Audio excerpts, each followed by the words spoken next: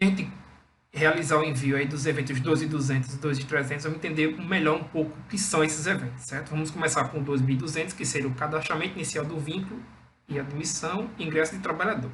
Basicamente, esse evento aí é onde a gente manda os dados dos trabalhadores, certo? O evento 2.200, admissão do trabalhador.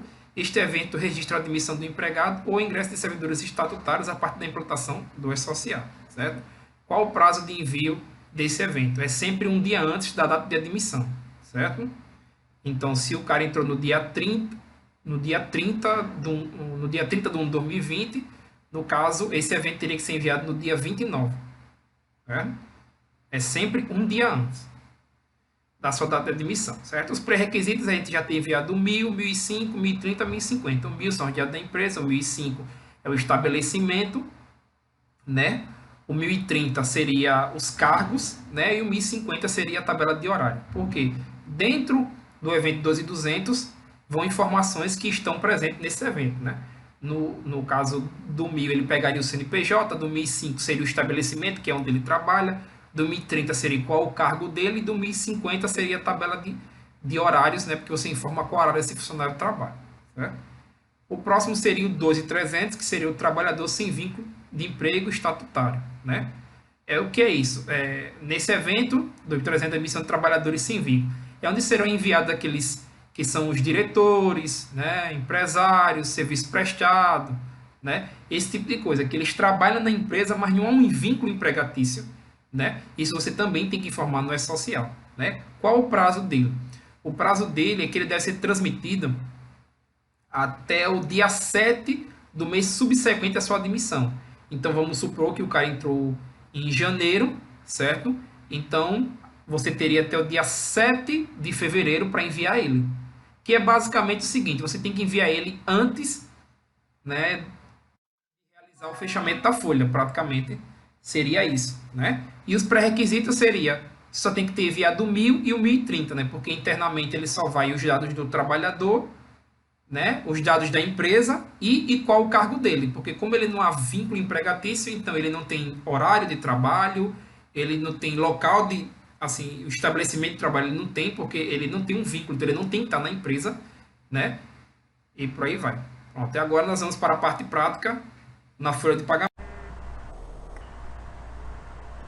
Bom, boa tarde, amigos e clientes, certo? Estou gravando esse vídeo para falar sobre o evento 2200, que é, os trabalhadores normais, e o 2300, que são sócios, serviços prestados, certo? Alguns clientes pediram para fazer a gravação do preenchimento das informações, as informações que são obrigatórias, né, para não poder dar erro, e a transmissão, certo? Eu vou estar fazendo esse preenchimento, mostrando quais os campos são obrigatórios, as dicas para não haver nenhum tipo de erro, certo?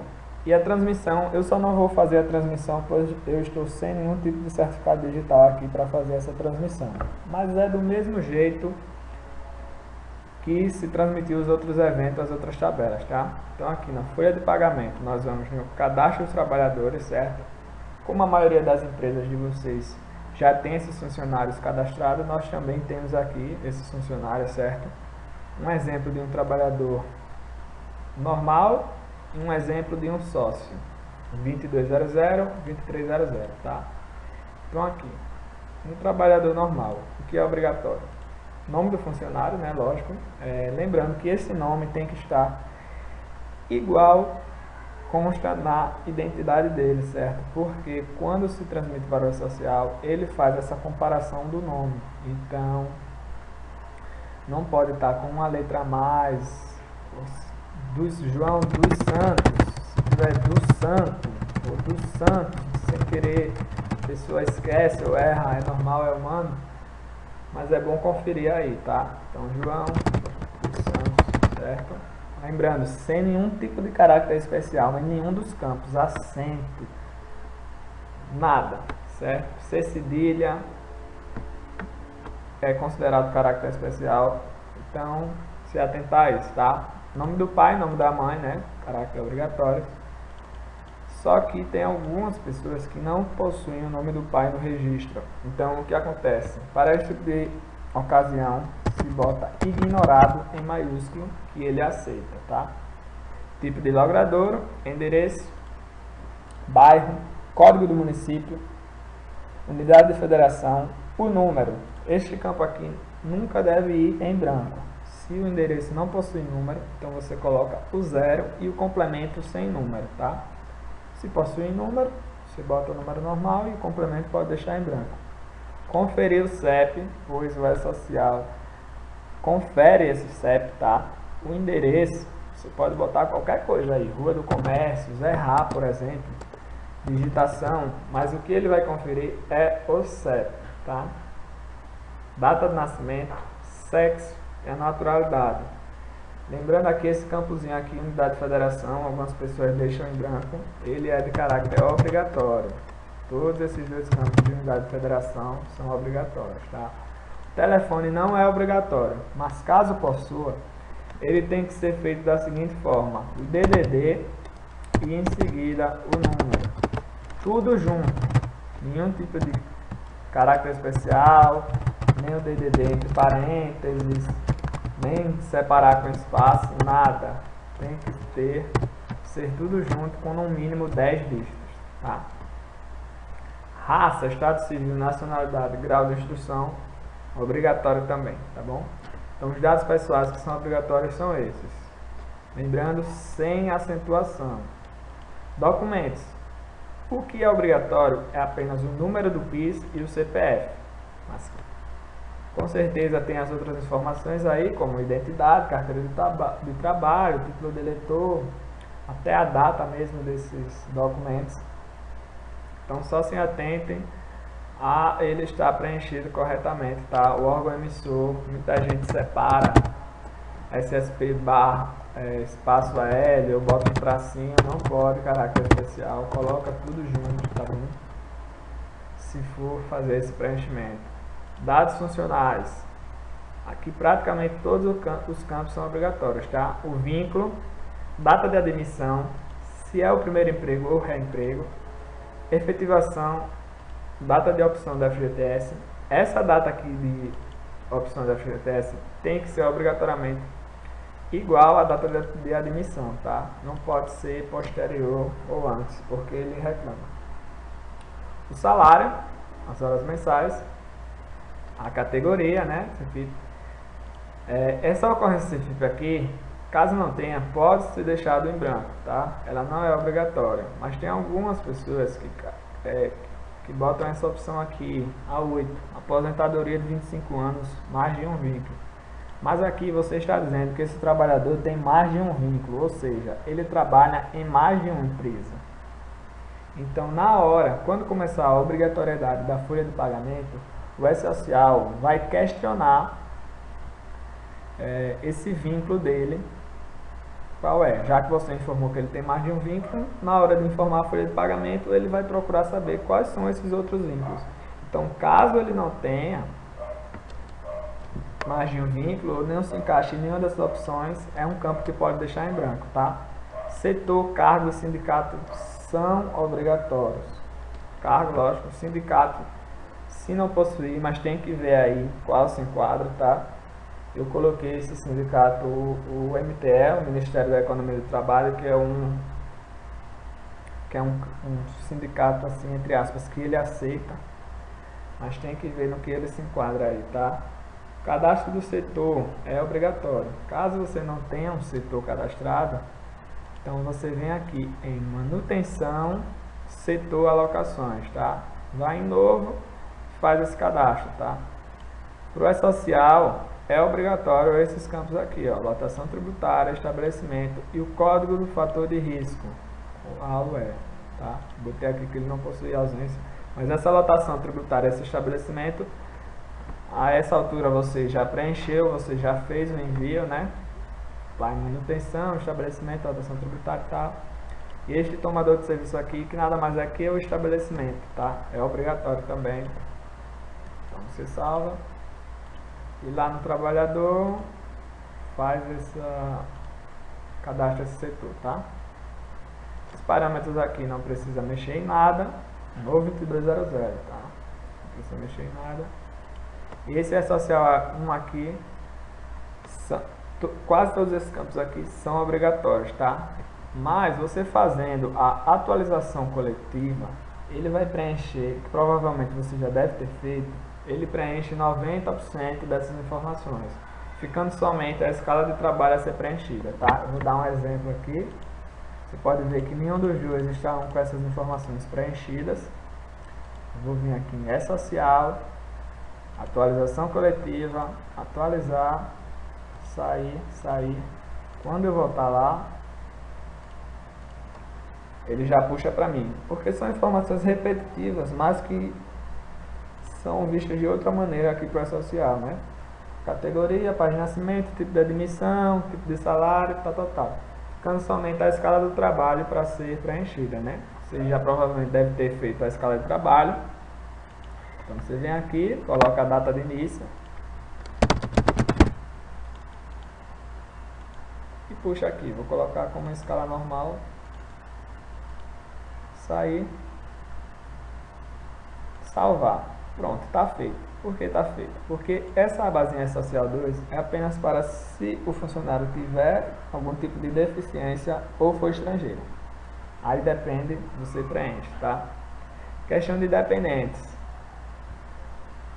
Caso o trabalhador tenha um dependente, então verifica, bota o nome do João Filho, vamos botar assim.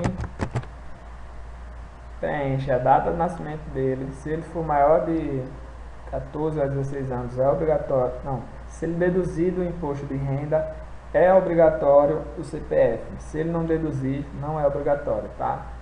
Então você preenche, além do tipo interno dele, aqui o tipo do E-Social, tá? Vou botar aqui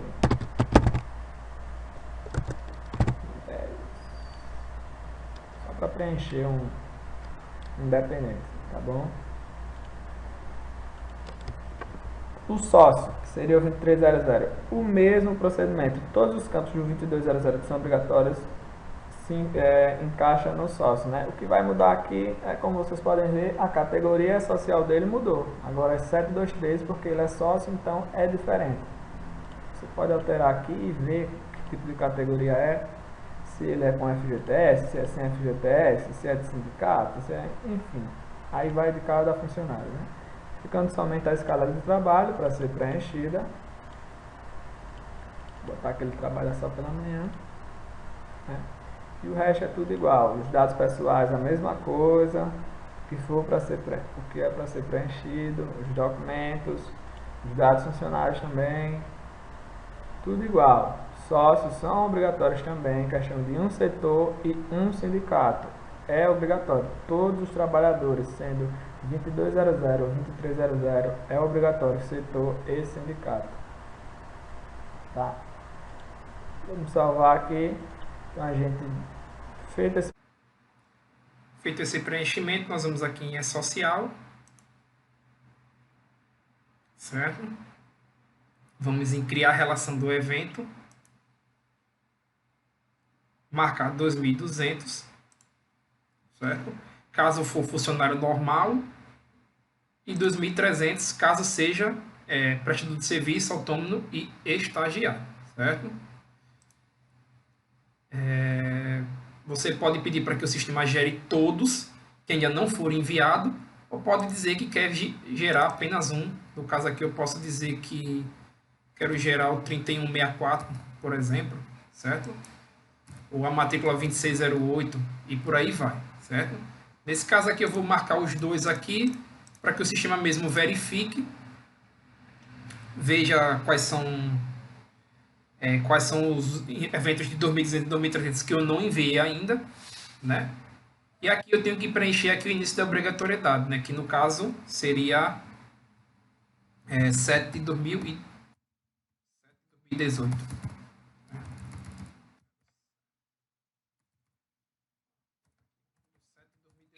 Certo? Feito isso, eu vou aqui criar a relação de eventos. O sistema vai percorrer todos os trabalhadores e vai ver os que não foram enviados e automaticamente vai colocar na lista, certo? Lembrando que assim que você faz o cadastro do funcionário, certo? O evento é gerado automaticamente. Essa opção aqui de criar relação é caso você crie o funcionário e ele não venha aparecer na lista. Aí você vai, manda o sistema criar, ele vai lá, percorre novamente e coloca o funcionário na lista. Mas se você cadastra o funcionário automaticamente, é disparado um gatilho e esse gatilho automaticamente faz esse processo e já adiciona na lista de eventos a enviar. Certo? Caso ocorra algum problema e não venha aparecer, você vem e realiza esse procedimento de criar a lista, onde ele vai lá, percorre, identifica possíveis funcionários que não foram enviados e colocar na lista, certo? Feito isso, ele vai dizer aqui evento gerado com sucesso. Eu dou OK, vou sair, vou aqui na lista de enviar, vou aqui em 2200. Nesse aqui ele identificou todos esses eventos, esses funcionários aqui, ó, que eu não enviei, certo? Todos esses outros. O que é que eu faço? Eu marco qualquer um aqui e vou clicar em enviar evento. Escolho a opção, escolho o meu certificado, clique em escolher, ele vai fazer o envio, depois disso é só eu consultar, certo? Pronto, com isso finalizamos o envio dos eventos 12.200 e 12.300.